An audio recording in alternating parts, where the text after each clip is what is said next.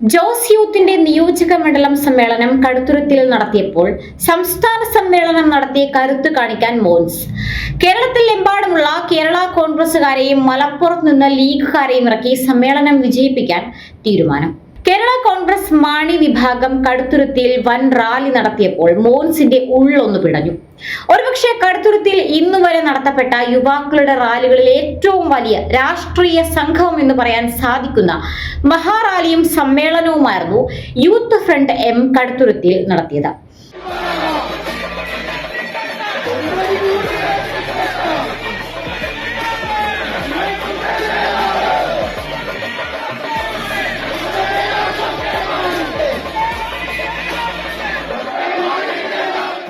യോഗത്തിലുടനീളം MLA Mons ജോസഫിന്റെ കഴിവില്ലായ്മ ചൂണ്ടിക്കാണിക്കുമ്പോൾ Mons Pala MLA Mani C കാപ്പന്റെ കൂടെ അമേരിക്കയിൽ ഉല്ലസിക്കുകയായിരുന്നു.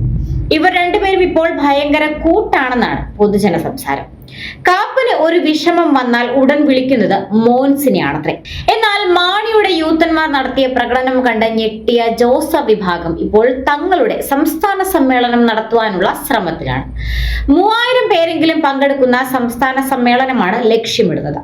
നേതൃസംഗമം എന്ന പേരിലായിരിക്കും അറിയപ്പെടുക. തുടക്കത്തിൽ മോൻസ് ജോസഫിന്റെ വീട്ടിൽ നേതൃയോഗം പ്ലാൻ ചെയ്തുവെങ്കിലും അവിടെ പരമാവധി 150 പേരെ ഇരുത്തുവാനുള്ള സൗകര്യം മാത്രമേ ഉള്ളൂ. മാത്രമല്ല, കുടുംബക്കാർക്ക് അങ്ങനെ ഒരു യോഗം നടത്തുവാൻ താല്പര്യവുമില്ലത്രേ. മോൻസ് ജോസഫിന്റെ മകളെ നിയമസഭയിൽ മത്സരിപ്പിക്കണമെന്നാണ് വീട്ടുകാരുടെ ആവശ്യം. എന്നാൽ കോൺഗ്രസ് ആകട്ടെ കഴിഞ്ഞ തവണ നൽകിയ സീറ്റ് പോലും ഇത്തവണ നൽകില്ല എന്ന നിലപാടിലാണ്. അപ്പോൾ പിന്നെ മകൾക്ക് എങ്ങനെ സീറ്റ് നൽകും?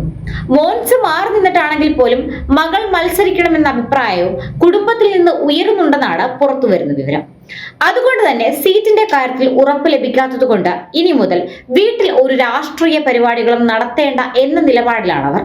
അതിനാൽ സംസ്ഥാന സമ്മേളനം ഇത്തവണ കുറവിലങ്ങാട് വെച്ച് നടത്തുമെന്നാണ് ലഭിക്കുന്ന സൂചന. 3000 പേരെങ്കിലും പരിപാടിയിൽ പങ്കെടുപ്പിക്കാനുള്ള ശ്രമത്തിലാണ് മോൻസ് വിഭാഗം. എന്നാൽ പാർട്ടിയിലെ PJ ജോസഫിന്റെ മകൻ അപ്പു നേതൃത്വം നൽകുന്ന പ്രമുഖ വിഭാഗം ഇതിൽ നിന്നും വിട്ടുനിൽക്കുകയാണ്. തൊടുപുഴ ഭാഗത്ത് നിന്ന് ആളിറക്കുവാനുള്ള ശ്രമങ്ങളാണ് മോൻസ് നടത്തുന്നത്. അപ്പുവുമായി അഭിപ്രായ വ്യത്യാസത്തിലുള്ള നേതാക്കളെയാണ് ഇതിനായി ഉപയോഗിക്കുന്നത്. അതുകൂടാതെ മലപ്പുറം ജില്ലയിൽ നിന്നും മുസ്ലിം ലീഗ് പ്രവർത്തകരെയും പൂഞ്ഞാറിൽ നിന്നും SDPI അനുഭാവികളെയും രംഗത്തിറക്കുവാനും ശ്രമങ്ങൾ നടക്കുന്നുണ്ട്.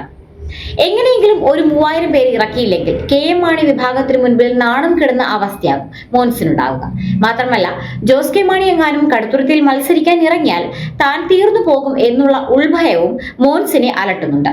കുറവിലങ്ങാട് സയൻസ് സിറ്റിയുടെ ഉദ്ഘാടനത്തോടെ ജോസ് കെ മാണിയുടെ സ്വീകാര്യത കടുത്തുരുത്തിയിൽ വർദ്ധിച്ചിട്ടുണ്ട്.